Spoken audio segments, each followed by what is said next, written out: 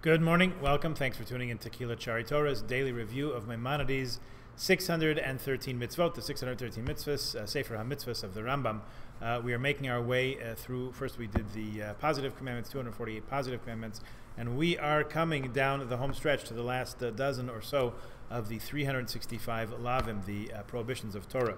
So since we've spoken the last couple days about incestuous relationships, which of course are forbidden, other illicit intimate relationships, we will today or tomorrow hopefully come to the conclusion of those, and we'll finish out the list in a few days, please God. First one for today, the prohibition of a mamzer to have intimate relations with a Jewish woman. A mamzer, which frequently translated as a bastard, is not exactly the same meaning as we have in English. I know it goes back to Shakespearean times. I don't know how much further back than that it goes. But bastardy is the idea of a child born, as the status of a child born out of wedlock. That is not the halachic definition. A mamzer is someone who is born of a prohibited relationship. In other words, an incestuous relationship or a relationship, intimate relationship, procreative relationship, shall we say, between a man and an eshes ish, which means a woman who's married to someone else other than that person with whom she's having these intimate relations and becoming pregnant and having a child by. In order, more nevuchim now, the Rambam's Guide for the Perplexed explains, in order to create a horror of illicit marriages, in other words, these kind of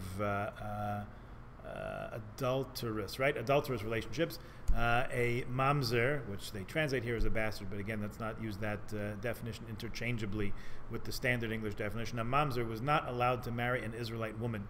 The adulterer and the adulteress were thus taught that by their act they bring upon the child that comes from this union irreparable injury. There is no remedy for that. That person becomes forbidden to marry a Jewish woman at any time throughout their lives.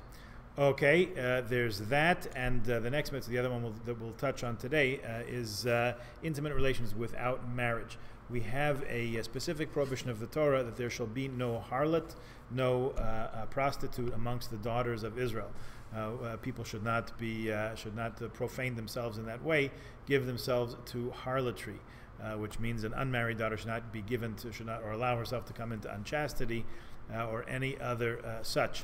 So even though we had a similar prohibition before, the Rambam here emphasizes that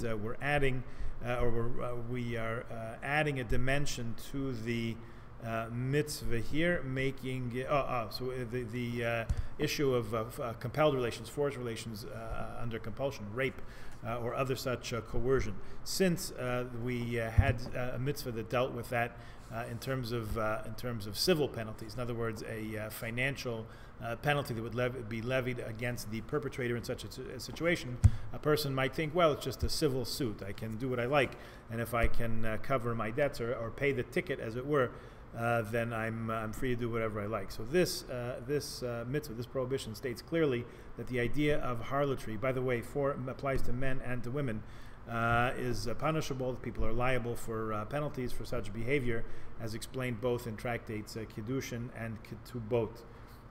We want to make sure that harlotry and loose sense of moral obligation is not right throughout the Jewish people. Therefore, this mitzvah and all that attends to it. Okay, please join us again tomorrow, and I think we have just a few more of these to go, and we'll move on from there. Have a good day. Bye-bye.